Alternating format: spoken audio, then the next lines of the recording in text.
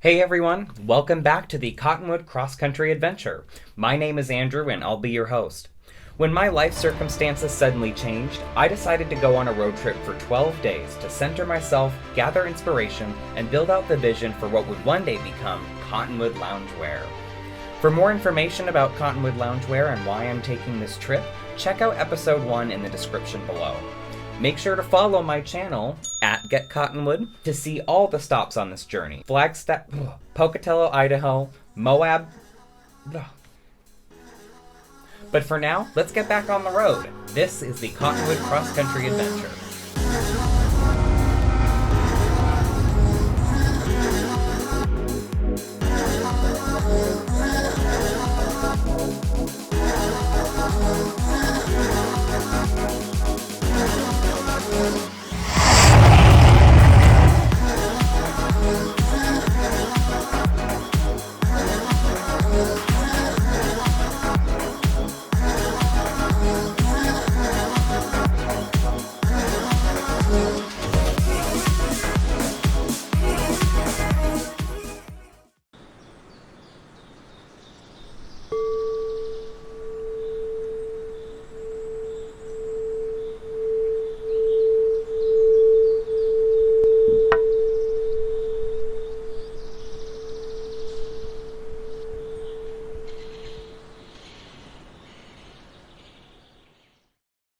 Last time on the Cottonwood Cross Country Adventure. And right as I said that, we came around the corner and I am seeing Las Vegas hotels on the Strip. I am paying very close attention to the road because the traffic here is wild. All right, we are all checked in. We're on the 14th floor. Let's go try to find the elevators because she explained it to me, but I have no idea where I'm going. This room was one of the better deals I was able to find on the Vegas Strip during the time that I was there, and it's not bad. It's clean, it's well located on the Strip, and it has a great view of the city. All right, everyone, here's to a night of luck and adventure. Cheers.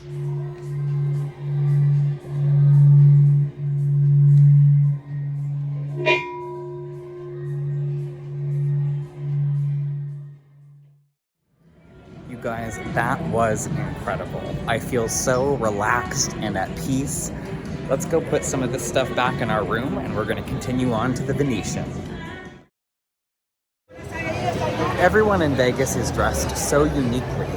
You look around and you see people who are here for a special occasion, for a wedding, for who knows what.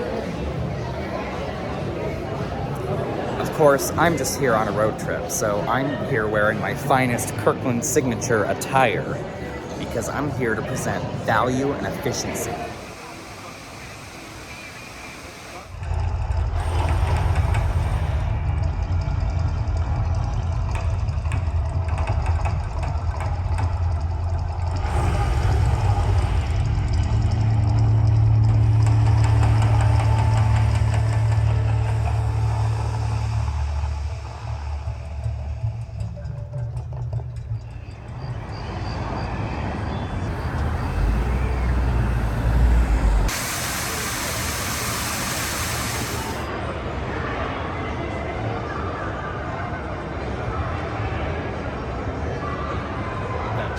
Alright everybody, let's try to find our first machine. When I'm in Vegas, I don't really try to play any of the tables or roulette or anything like that. I usually stick to just the penny machines. The roulette and table games look fun, but I don't really have enough patience to be sitting in one place for that often when I'm in Vegas.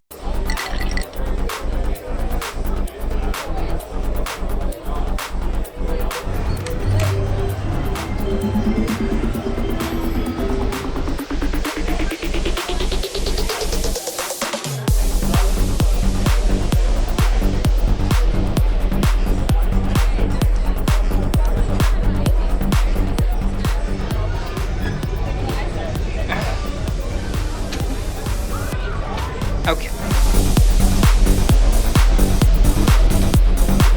So it's about halfway through the night, and I have been asked 3 different times if I need Coke. And I know that happens sometimes here in Vegas, but I'm curious how often that happens to most people. Let me know down in the comments. Am I somebody that looks like they need Coke? So the Venetian was really, really fun. But now I think I want to try something a little bit different. I've never been to the hotel casino called Harrah's, or as I like to call it, Harrah's. It's a little bit of a lower budget casino, which means that we might be able to win a little bit more potentially. So let's take a look over at Harrah's. Oh, I can't zoom in.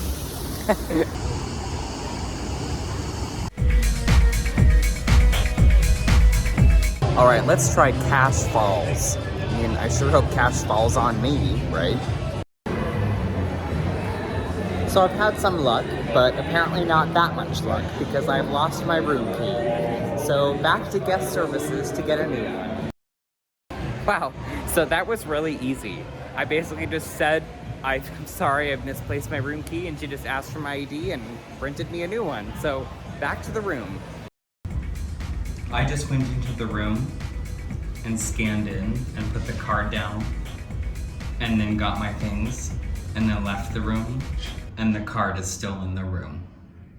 I really should have gotten a video, but I just ran into somebody else also wearing a Kirkland sweatshirt. We bumped fists. Just want to say that.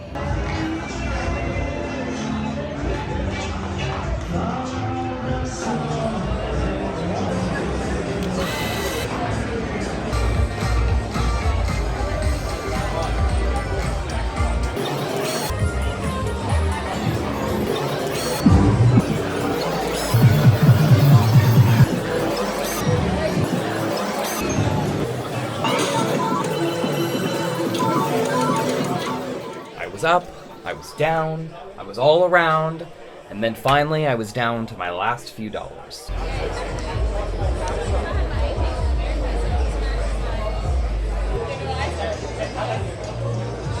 Alright, it's 3:41 a.m. and I've got $17 left. Let's make it work on D. Morning in Vegas. It's surprisingly difficult to find fresh water or easy food, since most of the places are sit-down restaurants that aren't open yet, or clothing stores or casinos. I spent most of last night gambling, drinking too much, and staying up till 4 a.m. I don't have any time schedule on when I need to get to Los Angeles, since I'm going to be there for a couple days. So I'm fine taking my time, getting some food, and doing some shopping before heading out. I can't show any more than this short video, but this store looked incredible. I actually can't remember what it's called, and I'm sure people in the comments will tell me, but I noticed right after taking this video that no photography is allowed. But I did notice that on the second floor of this store, it does require an appointment to see things that are up there, and the types of giant dramatic vases and statues that I could kind of see up there just made me want to see what was up there so bad. That night out was super fun, and like it normally goes in Vegas, I lost it all. Now, we've packed up our things and we're headed to Los Angeles, California. And as I'm driving here, I'm seeing up ahead that there's tall, what looks to be roller coasters and rides. I don't really have time to stop, but I might have to. We'll see.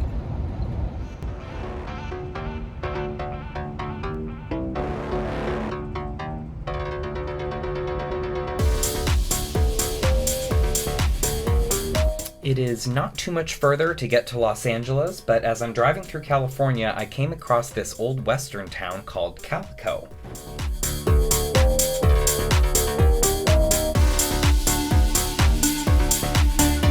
It's a ghost town and former mining town established in 1881. In the 1950s, the buildings were restored to their original 1880s look. There were some other buildings present as well, which were retrofitted to match the look of the original buildings. I popped into a jewelry store to see if they had any Navajo silver jewelry, which I love. I found this gorgeous, awesome ring with opal and obsidian inlay. I hesitated on buying it because it was a lot more money than I was wanting to spend on something like that, especially considering I just spent the money in Vegas, but I just loved the way it looked so much. So I had the lady put it back in the case, and I said I would think about it, and I was gonna go walk around and think about it. Long story short, I did end up buying the ring.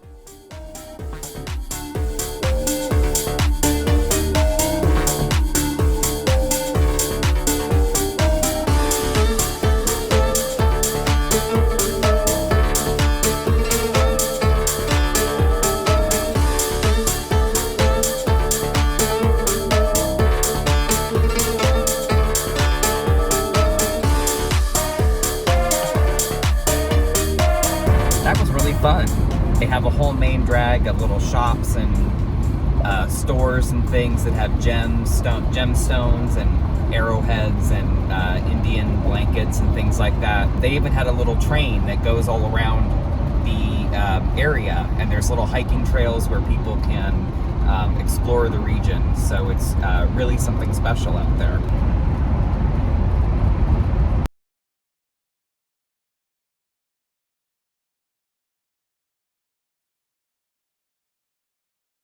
And just a small drive later, I was now checked into my Airbnb in Burbank, California. It's way too cold to be using the pool at this property, which is too bad because this little guest house is really neat.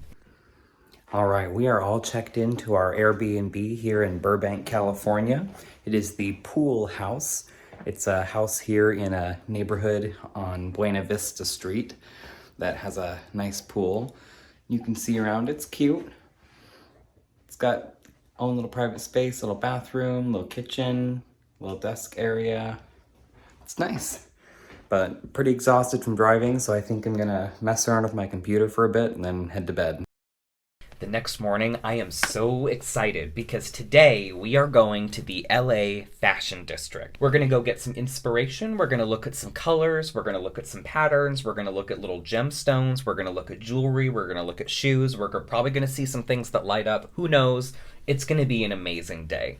My perceptions of this place going in is that it would be a lot of kind of Rodeo Drive, sort of expensive stores that would be fun to walk around and look at, but I wouldn't really plan on buying anything there just because I wouldn't be able to afford it.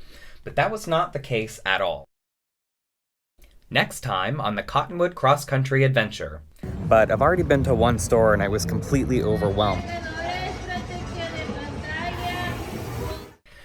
Thanks everyone so much for watching. If you've been watching these episodes and up till now and you're kind of making your way through the season, I just appreciate you guys watching it so much. This is a really, really exciting project for me to be working on, and I cannot wait to unveil kind of the Cottonwood selection of garments at the end of the season. Please just subscribe to my channel. It really does help me out a lot. And just wanted to pop in and say thanks again so much, and we'll see you in the next video. Bye guys.